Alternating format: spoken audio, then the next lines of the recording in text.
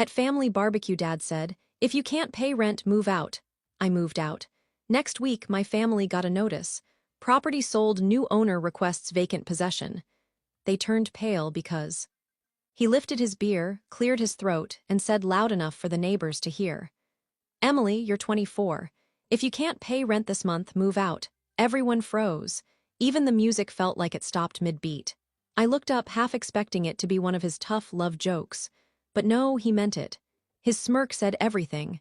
"You're not serious," I said quietly. "Oh, I'm dead serious," he shot back. "You've been freelancing for what, 2 years? Still no steady job, no savings. You can't expect to live here forever." My sister, Madison, laughed softly beside her boyfriend. "Told you Dad would get tired of funding your little art phase." "It's not a phase," I snapped. "It's a business. I'm a designer." "Design doesn't pay bills," Dad said, flipping his steak like he was flipping my dignity. "Madison's already got a job, an apartment, and a fiancé. Maybe you should take notes." I stood up slowly, heart pounding but voice steady. "So you want me gone?" He shrugged, casual. "If you can't contribute yet, maybe that'll teach you how the real world works." Mom tried to step in, whispering, "Mark, please, not here." But he kept going. "It's time she learns. I raised 2 kids, not 2 dependents." I remember the taste of metal in my mouth, the sting behind my eyes, and the way everyone tried not to look at me except Madison, who was smiling like it was her birthday. I didn't yell, I didn't cry, I just nodded. "All right, Dad, you want me out? And you'll get your wish." Madison laughed. "You can't even afford your car insurance, Emily." I looked her right in the eye. "You'll be surprised what I can afford." Then I left. I went upstairs, packed my things in silence, and by the time the sun went down, I was gone. No goodbye, no scene, just me, my laptop, and 3 duffel bags of clothes. What they didn't know, what they never cared to ask, was that I had been working quietly for months with a real estate investor on design projects. He loved my work so much that he offered me a small partnership in one of his companies. I thought it was nothing big at first, until my payout came in. $214,000. I stared at my screen that night, in a tiny studio apartment I'd just rented, and felt my chest tighten. My whole family thought I was broke, worthless, a failure. Then I saw the investor's latest listing, a property bundle that included my parents' address. My childhood home. I don't believe in coincidences, I believe in timing, so I made a call. Then I signed a few papers. And just like that, their house, my house, was mine again. I didn't do it for revenge, not yet. But I wanted them to understand how it felt when someone you love treats you like a burden. And that lesson was about to be delivered, right to their doorstep. I'll never forget the morning my dad called me. His voice sounded tight, like he was forcing calm through panic. "Emily," he said, "did you know anything about some letter we got from a real estate company? It says her house was sold." I leaned back in my chair, coffee steaming in my hand. "Sold?" I asked, acting as clueless as possible. "That's strange." He let out a dry laugh. "Yes, strange. It even says the new owner requests vacant possession in 14 days. Crazy, right?" I could hear Mom in the background pacing, her voice cracking. "Mark, tell her it's not funny anymore." Funny. That word made me smile. Because it wasn't funny, it was real. I took a slow breath. "Dad, I sure it was just a mix. You should probably check with the bank." I did. He snapped. "They said the property was under an investor's name, Hartwell Development or something, and it was legally sold last week." "Emily, that's the group you used to work with, isn't it?" For a second, I didn't say anything. I wanted him to feel the silence, the kind that makes your stomach drop. Then I said softly, "Yeah, I know them." He paused. "Do you know them?" "More than you think." I hung up before he could speak again. For years, my father's voice had controlled me, every decision, every dream I tried to chase. That day, the click of me hanging up felt like freedom. 2 hours later, I got a text from my mom.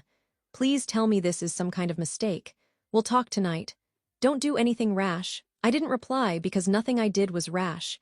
It was deliberate, calculated. That evening, I called the courier service and asked if the notice had been delivered. The man confirmed, "Yes, ma'am. Delivered and signed by Mr. Mark Henderson at 3:42 p.m. Perfect." I asked him to deliver another envelope the next day, just one sheet of paper. I typed it myself, word for word, and signed it by hand. You said if I couldn't pay rent, I should move out. So I did. Kindly vacate my property within 14 days. Emily Henderson. It was short, sharp, and exactly what needed to be said. By the following morning, my phone was full of missed calls. Mom, Dad, even Madison who'd texted. What the HLL are you doing? Are you insane? I didn't answer any of them. Instead, I went to meet Mr. Harris, the realtor who'd helped finalize everything. He handed me a thick file and smiled. Congratulations, Miss Henderson. The property is officially under your ownership. The previous owners will need to vacate by next week.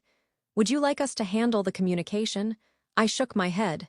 No, this one's personal. He nodded politely. He didn't ask questions he didn't need to. The satisfaction on my face said enough. That night, I drove back to my parents' neighborhood for the first time since I'd left. The streetlights looked the same, but the feeling wasn't. Every mailbox, every familiar window, I saw them differently now. I wasn't coming home as the daughter who got scolded at barbecues. I was coming back as the owner of the house that once pushed me out. Their lights were on. I could see silhouettes moving inside. My mom is pacing. Madison waved her arms. My dad sitting motionless, probably staring at the letter again. I didn't knock. I didn't want a scene. I just slipped another envelope into the mailbox, sealed with the property's legal paperwork and my business card clipped to the top. The next morning, my mom showed up at my apartment. I opened the door, and she just stood there. Eyes red, voice trembling. Emily, she said, why are you doing this? I looked at her, really looked at her for years. She'd watched my dad belittle me and never said a word. Always silent. Always pretending it wasn't that bad. Because you both taught me to stand on my own, I said softly. Now I am. Tears filled her eyes. You can't just take her home. I nodded gently. It was never yours, it was the bank's. You just didn't read the fine print. Her lips quivered. You're punishing us. I stepped back, shaking my head. No, Mom, I'm teaching you what happens when you underestimate someone who's been quiet for too long. She didn't have a reply. She just whispered, your father's heart can't take this. That one stung. I looked down for a moment, then said, then maybe he shouldn't have broken mine first. She walked away without another word. That night, I sat on my balcony, watching the city lights flicker, thinking about the girl I was just weeks ago, the one who got humiliated in front of her whole family, the one who had nothing but a duffel bag and pride. Now I had power, but more than that, I had peace. When you've been talked down to your whole life, there's a moment, a single perfect moment when everything flips. You no longer the weak one, you the lesson they never saw coming, and that what this was not revenge, but a lesson they taught me to leave. I taught them what happens when I do. The next week, I drove back to the house, my house, for the first time since everything unfolded. The air was thick with that strange tension only families can create, the kind that hides behind fake smiles and forced greetings. The driveway was packed with cars. I guess word had spread. When I stepped out of my car, they were all waiting on the porch. Dad, arms crossed like a general. Mom, eyes swollen. And Madison, leaning against the railing with that same smug smirk she wore at the barbecue. Emily, Dad started, his voice already sharp. What kind of stunt is this? I walked toward him slowly, my heels clicking on the concrete. No stunt, I said evenly, just paperwork. He took a step forward, his face flushed. You can't do this to us. This is our home, your mother's memories, your sister's, my humiliation. I cut in. Don't forget that part. His nostrils flared. You're being vindictive. I almost laughed. Vindictive? Dad, you stood in front of our whole family and told me to move out like I was some freeloading stranger. You didn't even lower your voice. Mom finally spoke, trembling. Honey, please, your father didn't mean it like that. I looked at her, eyes narrowing. Then how did he mean it? Because I remember exactly what he said. If you can't pay rent, move out, so I did. And then I bought the place where that sentence was born. Madison let out a dramatic sigh. You're acting like a movie villain. Come on, Emily, you think this makes you powerful? You just look petty. I turned to her, calm but cold. You laughed when he told me to move out, remember? You said I couldn't even afford my car insurance. You made sure everyone heard it. Her fake confidence faltered. It was a joke. I nodded slowly. So was this. I gestured toward the house. A really, really expensive joke. Dad's voice rose. You're not keeping us out of this home. I built this place with my hands. You built it, I said, but you signed it away when you refinanced the mortgage without reading the contract. You put your trust in a deal you didn't understand. Sound familiar? That's exactly how you treated me, like I wasn't worth understanding. He froze. For once, there was no comeback. I handed him an envelope, the final paperwork. You have 5 more days to move out, I said quietly. Or you can stay and pay rent like anyone else. Rent, he repeated, stunned. Yeah, I said, $1 a month. I want you to know what it feels like to need mercy and to be shown it. He stared at me speechless. Mom looked away, tears glistening on her cheeks. Madison muttered something under her breath, but no one cared to hear it. For the first time, the silence wasn't mine. It was theirs, heavy, uncomfortable, full of regret they couldn't swallow fast enough. I just finally learned how to stop needing your approval. He didn't respond. He just stood there, his pride collapsing into something fragile. Mom took a hesitant step forward. Please don't let this break the family. I met her eyes. The woman who stayed silent every time he humiliated me. It already broke a long time ago, I said. I'm just the one who stopped pretending it didn't. Then I walked to my car. My hands were steady, but my heart wasn't. The truth is, revenge doesn't always feel good. Sometimes it just feels necessary. As I started the engine, Madison shouted from the porch, "You'll regret this." Emily, no one wants a family full of enemies. I looked at her reflection in the rearview mirror. You're right, I said quietly. That's why I'm done being part of one. The tires rolled down the familiar road, and every tree and every house blurred past like ghosts of who I used to be. I had walked away before, broke, humiliated and angry, but this time was different. I wasn't running from anything. I was walking toward peace. That night, I got one final message from my dad. Just 5 words, "You've made your point. Congratulations." I didn't reply. There was nothing left to say, but for the first time in my life, I felt what it was like to breathe without someone else's permission. And that feeling, that quiet, complete freedom was worth every bruise that got me there. 5 days later, I drove back one last time. The moving truck was parked outside. The yard that once smelled like summer barbecues was quiet now, just the wind brushing through the trees and the sound of boxes being carried out. Dad was standing by the porch steps, staring at the sold signs still planted in the front yard.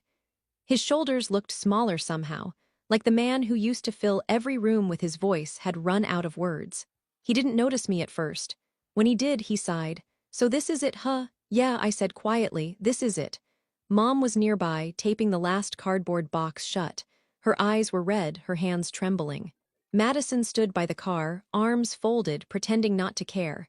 For a second, no one spoke, just the dull thud of moving boxes and the crunch of gravel under shoes. Then Dad said, "You won." "Are you happy now?" I shook my head slowly. It was never about winning. It was about finally being heard. He stared at the ground. "I didn't think you'd actually go through with it. I thought you'd get scared like always." "Maybe I used to be," I said. "But the day you told me to move out, something changed. You made me believe I had nothing left to lose." Mom walked over, her voice shaking. "Emily, your father said things he shouldn't have. We all did. You are right to be angry, but—" "Mom," I interrupted softly, "I'm not angry anymore." She blinked, confused. "You're not." I shook my head. "No, I'm just done trying to prove my worth to people who only see value in what I can pay." Dad's jaw clenched. "You don't understand. I understand perfectly." I said, my tone calm but cutting. "You wanted to teach me responsibility. Well, lesson learned. I just ended up teaching it better than you expected." He exhaled deeply, looking at me for a long moment. "You've changed." "Maybe," I said. "Or maybe I just stopped shrinking to fit your idea of success." I reached into my bag and pulled out a folded paper. It was a lease agreement, 1 year, rent set at $1 a month. I handed it to him. "If you ever need a place to stay, you can come back. This house will always have your memories, just not your control." He looked down at the paper, then back at me. For the first time, I saw something different in his eyes. Not pride, not anger, something closer to respect. "Emily," he said quietly, "you really became something, didn't you?" I smiled faintly. "I always was. You just never looked close enough." Mom reached out, her hand trembling as it touched my shoulder. "We're proud of you, honey," she whispered. Even if it took us too long to say it, Madison said nothing. But when our eyes met, her smirk was gone. Maybe she finally realized life isn't a race you win by staying in the lane your parents built. When they drove away, I stood at the gate for a long moment. The house looked the same, but everything felt different, lighter, freer, quieter. I walked through each room, my old bedroom, the hallway where Dad used to hang his work awards, the kitchen where laughter once covered tension like wallpaper. Every echo reminded me that sometimes losing everything is how you find your strength. As the sun dipped low, I stood in the doorway, keys cold in my hand. I whispered to the empty air, "I'm not the girl who left crying that night anymore."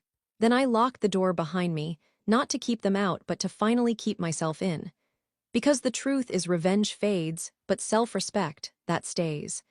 And for the first time in my life, I didn't need anyone's permission to feel proud of who I'd become.